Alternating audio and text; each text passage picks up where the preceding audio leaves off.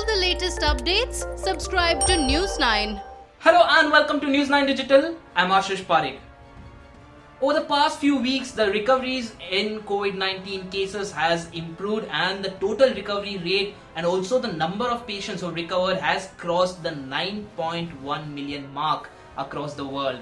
Well, on one hand, this is good news. On the other hand, there is something that is still haunting this COVID-19 patients who have recovered. All of these are together called the post-viral syndrome, and this is something that scientists and researchers across the world are closely monitoring.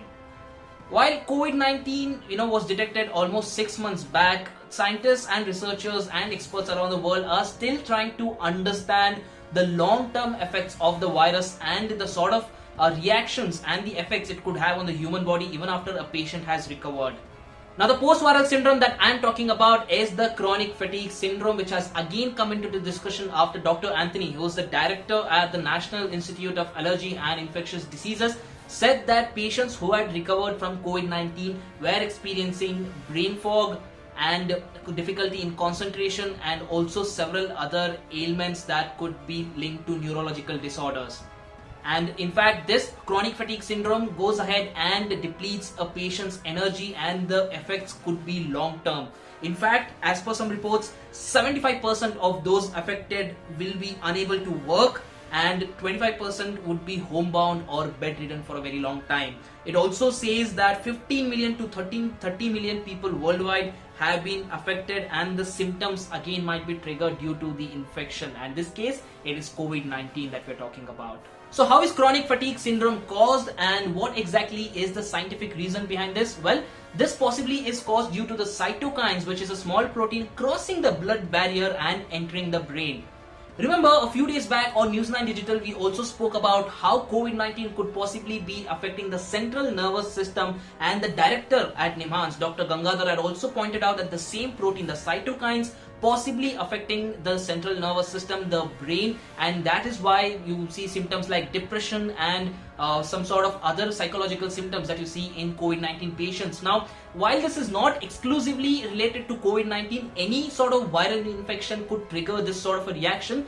COVID-19 patients are in the focus right now, and this is something that has been observed among COVID-19 patients. And in fact, a lot of this is unexplained and relapsing in nature, which is again very curious and has scientists and researchers across the world talking about it. Now, the other study, the other aspect of this is that this has been observed more in females than in males, and this is something that data is revealing. And this again can occur across all ages. There is no, like the infection itself, there is no barrier for age. However, this is strongly seen in people of older ages. This is more aggressive as far as older ages, people who are above 50, 55. These people could experience an aggressive chronic fatigue syndrome, which means that they would be, really finding it tough to get back to their old ways and could experience a lot of mental fatigue and all of these other symptoms that we, that we link with COVID-19, and the after effects also that we're talking about here,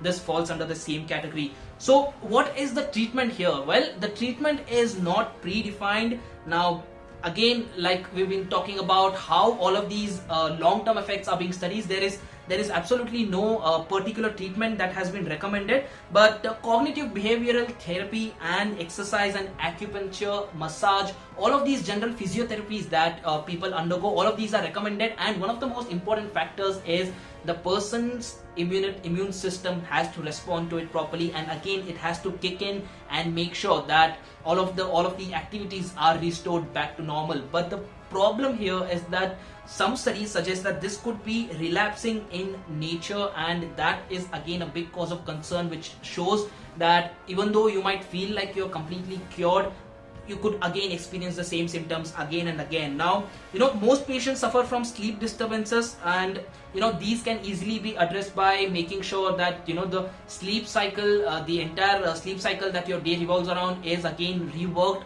and it is made sure that you get a lot of rest. and in extreme cases the doctors prescribe medications and also antidepressants to people.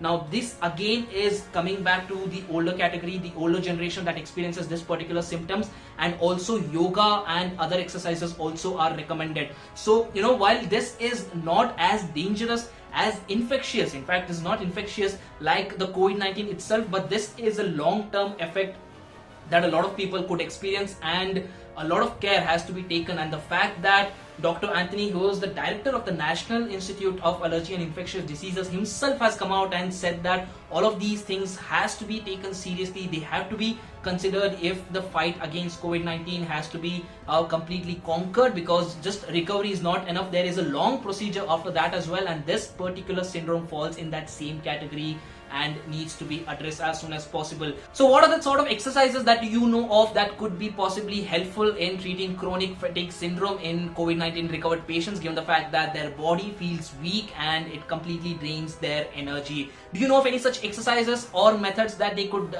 employ, like yoga and other exercises? Do let us know in the comment section below, and also do not forget to like, share and subscribe to News 9. Thanks for watching.